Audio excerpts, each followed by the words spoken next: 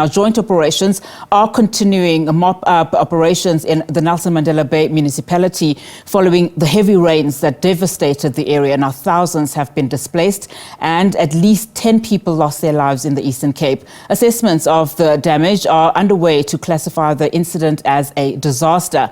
SABC News reporter Nqonji joins us now for an update. And just paint us a picture, in terms of what the situation is like at this present moment.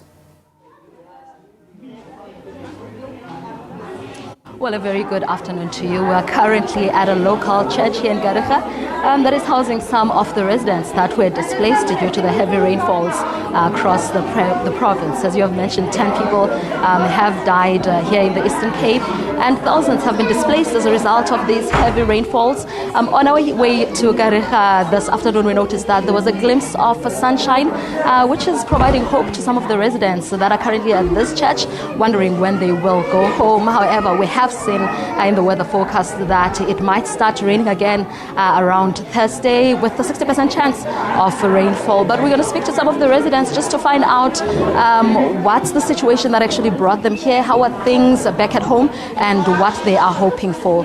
A very good afternoon to you, sir. Hello. Hello. Can you just take us through what led you here? How is the situation at home, especially with regards to flooding? I've seen quite a number of videos of homes that are currently flooded, and what you are hoping for right now. Yes, by the situation there, things is destroyed here. You see, there's nothing to lie on. You see, nothing to lie on. That's all. But I'm sure you looked outside and you saw that there was some bit of sunshine. Are you hoping to go home so that you can start your mop-up operations? Yes. I want to ask, to what home can I go to if there's nothing left I have ever owned? Since 1994, I voted to get a home. In 2024, I turned 50, I never get a house. So where do I go now? I'm stationed in this church because outside there's nothing for me. What must I do today? Is sitting here and waiting for this government to give me a house because I cannot afford to buy a house. And all these people in here, we are relocated because of the house situation. 1994 was another story. 2024 is another story now. 30 years on, I'm still the same person. Today I want change. And then that change must this government bring. Because I'm not going to say today that I voted for ANC government. I voted for a government so I can be part of something. If you go to other areas around, like one of Boomslee and that, you are getting houses there. But we never see a house in our lifetimes. My oldest child is 17. She never saw a house in her lifetime. So I want, for me, to move from this church, I want a house today. That's all I'm pleading. Government, please give us houses. These people are not sitting for nothing here. Some of people are dying. Look after 94 vote, we had a flood in Lapland also.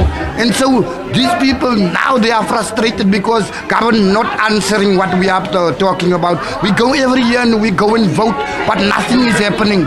We want change from today, and I'm saying straight to the parliament, listen guys, these people in here, we are fed up waiting. This is what we are telling our government. Please come here and look what the situation is. It's not the first time, it's our second time in my lifetime that I see this thing happen. People's houses is underwater. After 94, 96, this thing happened. So today, it's a big story. I've lost a lot of stuff. Thank you so much, sir. I just want to bring one last person into the conversation. Sir, can we quickly talk to you? Obviously, today we're starting to talk about mop-up operations where, eventually people will have to go back to their homes, and start cleaning up. How do you feel about that? We just spoke to the gentleman over there saying that, he's very frustrated because he doesn't even have a home to go to. But in your case, we've seen children playing outside. Surely they must be frustrated. How do you feel? Kijk vir myne, dit is so erg. Dit is nou my eerste maal wat ek in die geval is. Dis baie mense wat vir hulle tweede maal leer doen. Maar vir my nou is dit ek regtig frustrerend want hoe kom ons moet opstaan? Ons moet slaap hier so binnekant in die kerk. Sometimes was ons opgejaag hier so, ons was nie opgejaag nie, ons was like vroeg word ons wakker gemaak. Toe ons 'n bietjie gemoon word, daai storie van die vroeg wakkermakery.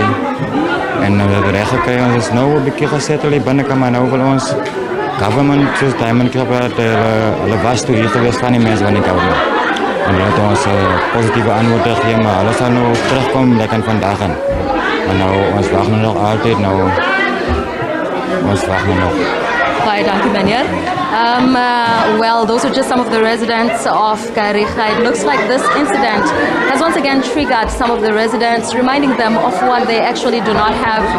We heard a gentleman speak so fondly and passionately about his right to proper housing and saying that, you know, he has been around for a while now and he doesn't know where he's going to go because despite the fact that right now they're going through mop-up operations, but he does not have a home to go to. Some have expressed optimism that we've spoken to him previously, saying that they are excited, their kids were starting to get frustrated and that they can't wait for things to get better so that they can go back to their homes and then just start afresh.